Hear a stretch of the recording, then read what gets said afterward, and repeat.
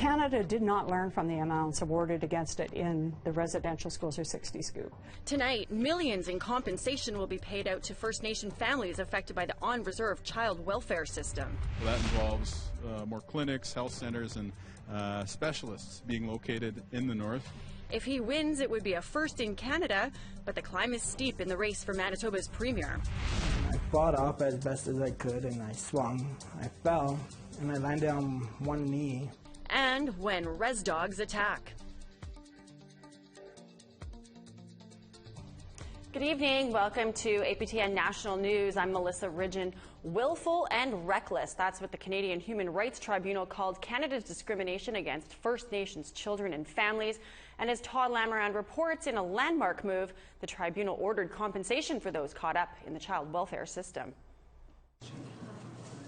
Cindy Blackstock has attended a lot of these hearings over the past decade, and she called the decision by tribunal commissioners Sophie Marchildon and Edward Lustig an historic one. This is unprecedented in Canadian law. And it's also unprecedented, I think, really in the whole legacy of Canada's treatment of First Nations kids. Between 40 to 80,000 non-reserved children were in the child welfare system between 2006 and 2017. The tribunal is awarding each $40,000 as compensation for discrimination. Parents and grandparents are eligible for full compensation for each child unnecessarily removed. I think that we're talking in multiple billions of dollars. And what's so extraordinary to me is that Canada did not learn from the amounts awarded against it in the residential schools or 60 scoop. However, the tribunal ruled that caregivers who perpetrated substantial abuse will not be compensated. The tribunal determined that parents or grandparents who are substantiated for sexual, physical, or psychological abuse against children should not be rewarded for that conduct. This past April, government lawyer Robert Frater argued that individuals should not be compensated without giving testimony of their circumstances. That's ridiculous to ask children to go through that trauma. That's not going to happen here. Everyone gets a payment just because you went through this tragedy. The Office of Indigenous Services Minister Seamus O'Regan issued a statement in response, saying they're currently reviewing the order to give it the full attention it deserves. Blackstock fears the government will appeal the decision to federal court. But even if they appeal it, it doesn't mean that they don't have to implement the decision. In order to get out of that, they have to get a second legal order from the federal court called a stay. And the threshold for that is pretty high. The federal government has 30 days to appeal the Human Rights Tribunal's order. If it doesn't, the parties have until December 10th to figure out a way to disperse payments. Todd Lamourand, APTN National News, Ottawa.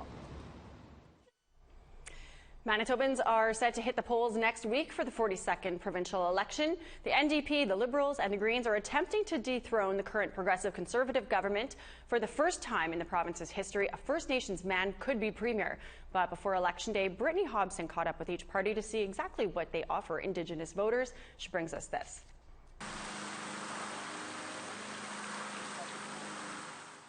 With less than a week from Manitoba's provincial election, leaders from 4 of the major parties have been selling their platforms.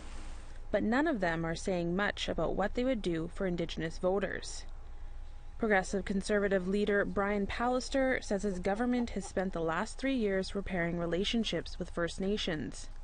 We're moving on the flood protection projects that will give people the chance to grow in their own communities and have their families have security on several First Nations communities around Lake Manitoba area.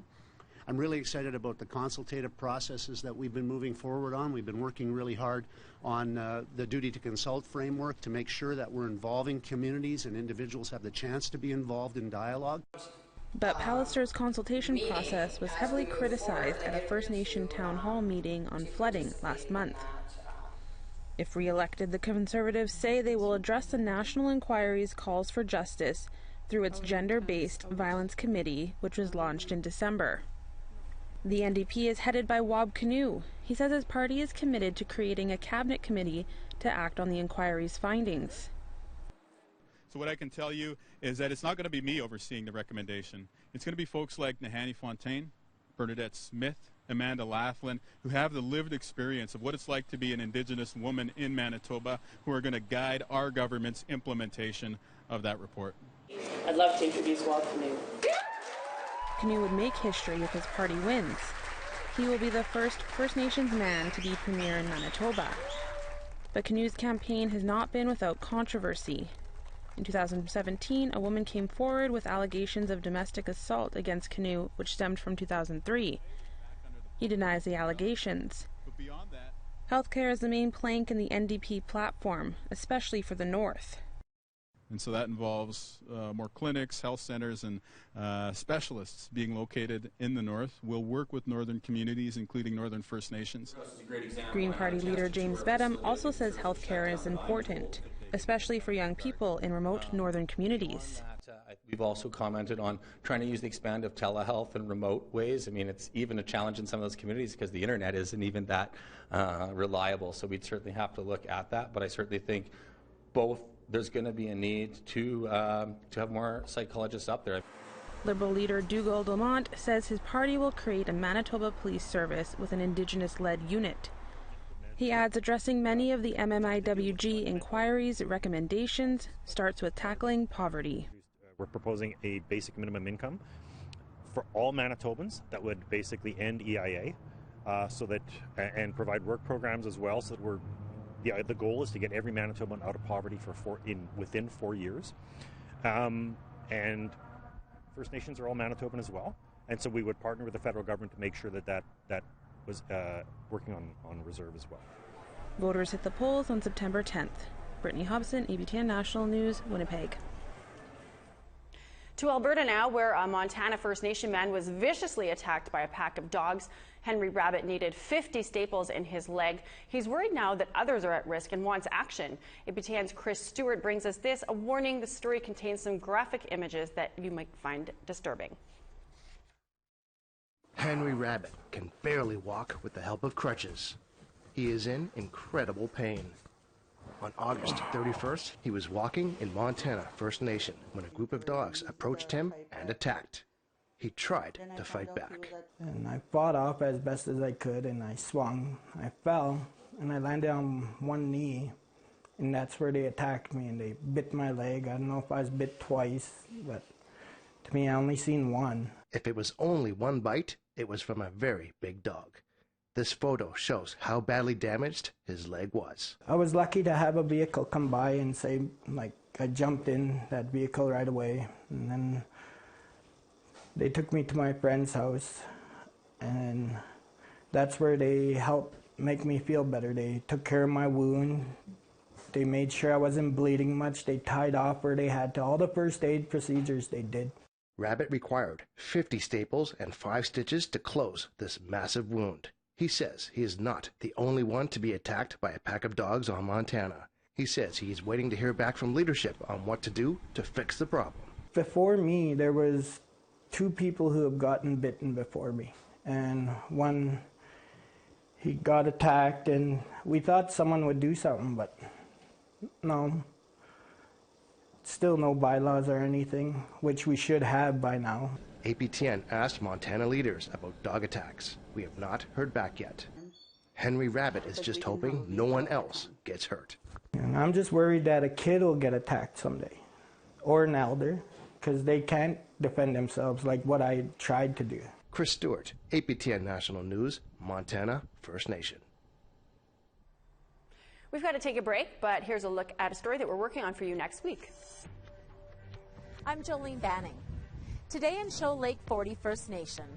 After decades of living under a boiled water advisory, the community and their partners broke ground on what will be the new water treatment plant.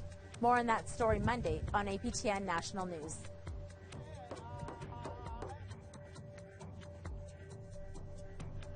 Starting off in the East Coast, we've got 15 and rain in Fredericton and Charlottetown. Kuujjuaq is sunshine and 13, as is Nain, 18 and sunny in Happy Valley Goose Bay. Settles is rainy and 13 degrees. Gasp will be 15 and rain tomorrow. London 20 at 2 and sunshine. 18 in North Bay with some cloud. 14 in cloud and some rain there in Sioux Lookout. 11 up in Big Trout Lake. 13 in sunshine in Churchill. 16 and sunny skies for Norway House. 16 in sunshine for Barons River, and 17 and mix of sun and clouds in Winnipeg. 17 and rainy in Swift Current, mix of sun and cloud, and 17 in Saskatoon. Uranium City's mostly sunny and 13 degrees. L'Orange is a mix of sun and cloud and 16.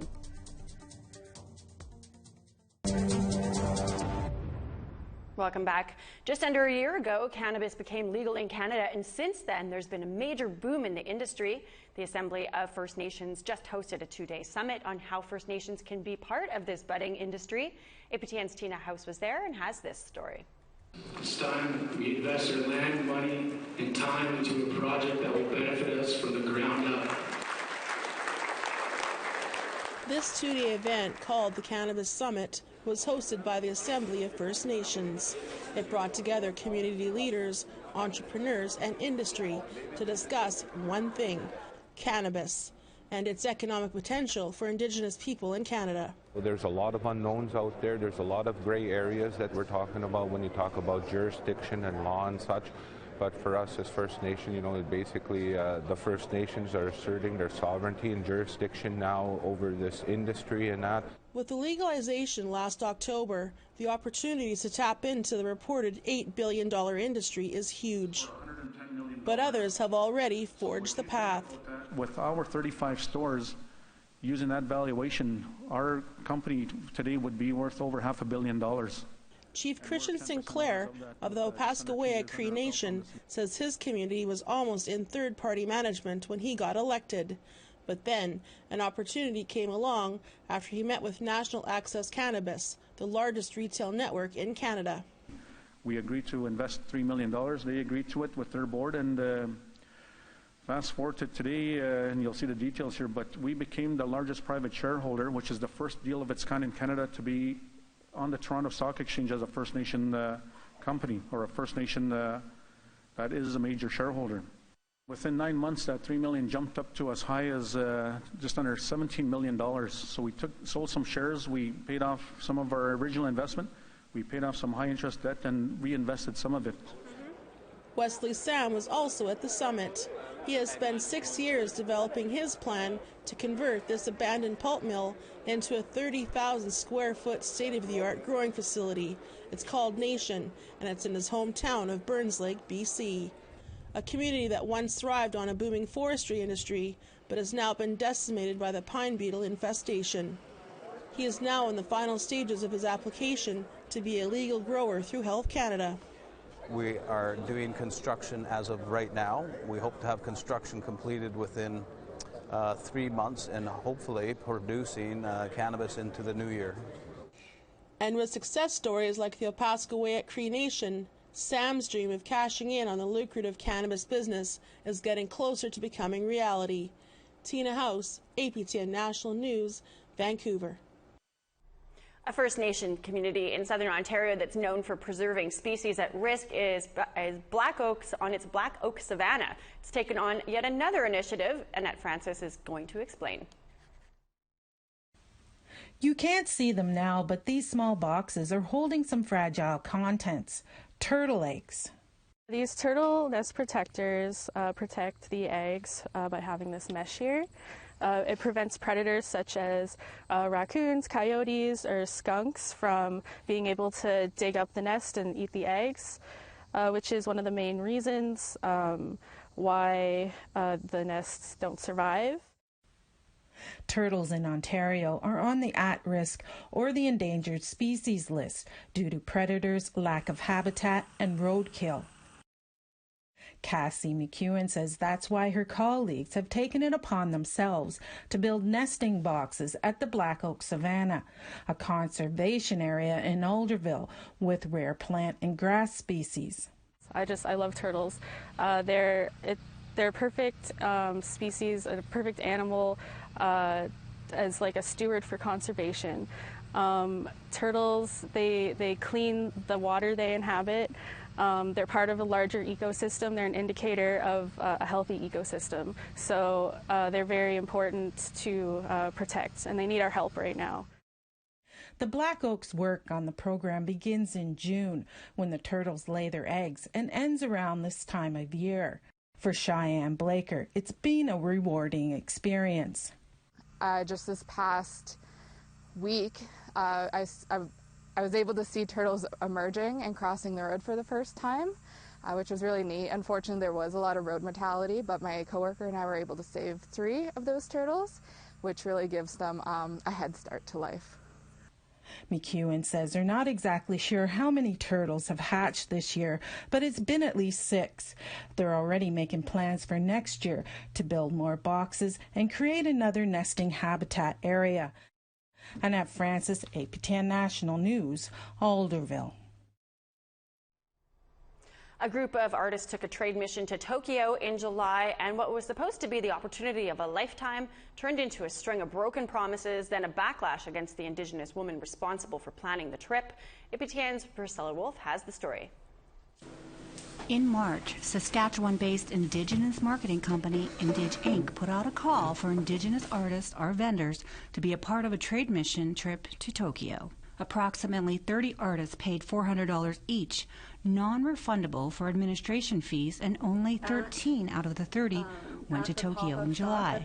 But days before the scheduled trip in July, artists say the organizer, Heather Abbey, tried canceling, but it was too late. 2 days before we were supposed to leave to Tokyo, she began calling delegates, and she went down the line, because there was over 30 delegates originally. She went down the line calling them, offering them a better event in October. Once in Tokyo, they noticed how unorganized the trip was. It didn't take long after getting there to realize that there seemed to be a real lack of direction, lack of coordination, communication. But because we didn't all know each other, I think it took a little while for us to start communicating because we didn't know how everybody was feeling. Artists say overall they were disappointed with the opportunities to sell their merchandise. Abby says she feels things went as planned. There is so many different versions, and people are saying I left them days early, and people are saying this and saying that, and I can disprove all of it.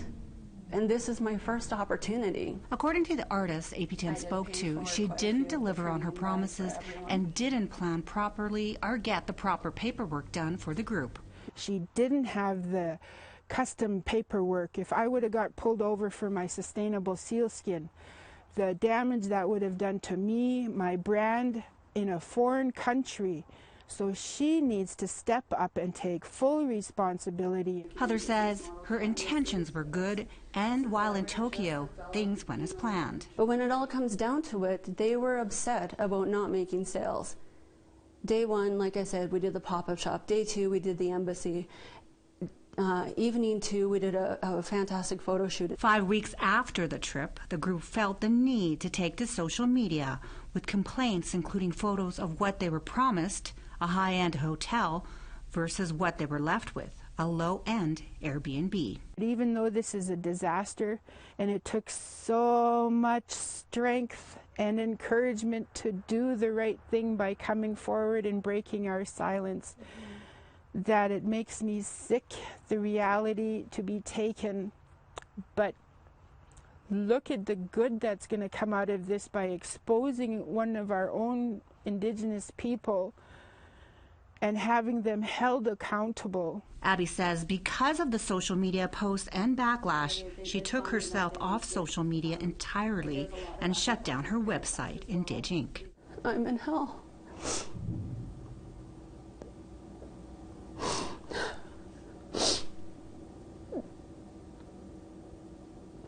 This has ruined my livelihood. This has hurt my parents. This has hurt the artists that were on the site. She plans to cancel the trip that was scheduled in October with Saskatchewan artists and return $60,000 in grant money Creative Sask gave her for the failed trade mission. This is modern day stoning. Every like, every share, every comment, it's just one more thing that's hitting me. There are people that are checking in on me to make sure I'm not going to commit suicide. I'm not. Priscilla Wolf, APTN National News, Saskatoon. Time for us to take another break, but there's more news ahead, and here's the rest of tomorrow's weather. To northern Alberta, mostly sunny skies and 16 degrees in Fort Chip, 16 and rain in Fort McMurray. 25 for Edmonton, Red Deer. It's sunny skies there, 23 in sunshine in Lethbridge. Mix of sun and cloud in Campbell River, 21 degrees. Quesnel, same, mix of sun and cloud, but 23. Days Lake is sunny and 19. Prince George, rain and 20. 20 and sunshine in Beaver Creek. Rock River is 17 and sunny. Watson Lake, sunshine and 18. 19 and sunny for Norman Wells, 17 and rain in Fort Simpson. Tuck is 18 and sunny. Sax Harbor, 6 and sunshine. 2 and snow in Cambridge Bay. Chesterfield is mostly sunny and 6 degrees. 3 in Arctic Bay and sunny skies. Pannerton is sunny and 9, and Iqaluit is sunshine and 8.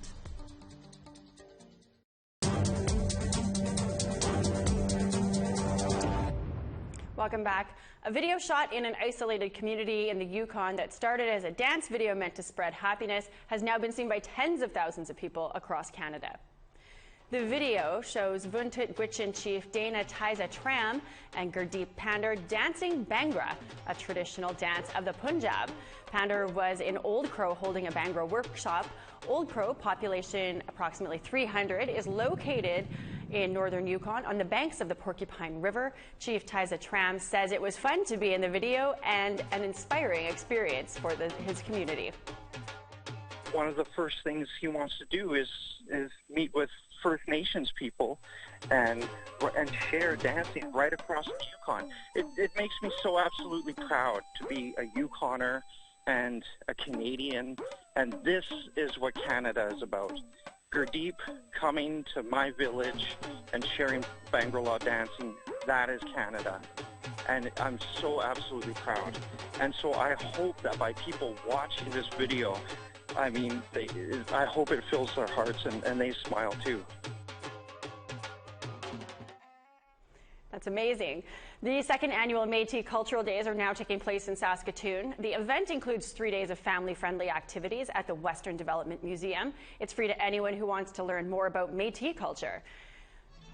Fiddle music and jigging, of course, are a big part of Métis Cultural Days. So are children's activities like moccasin making and cooking bannock on a stick over a fire. Schools from all over Saskatoon were at the event to learn about and celebrate Métis culture. Shirley Isbister, the president of the Central Urban Métis Federation, she says that inviting school children to learn about the Métis is part of reconciliation. I think it's important because, for one thing, we're answering the calls to action. It's a big part of reconciliation, and I really believe that children that can know about and be with children of a variety of cultures, like then you get to know each other. Play together, work together, eat together. You see that you find common bonds, and that's what my hope is for the future. That's all the time we have for you tonight. You can find extras and anything you might have missed this week online at aptnnews.ca. I'm Melissa Ridgen, and I'll see you back here tomorrow.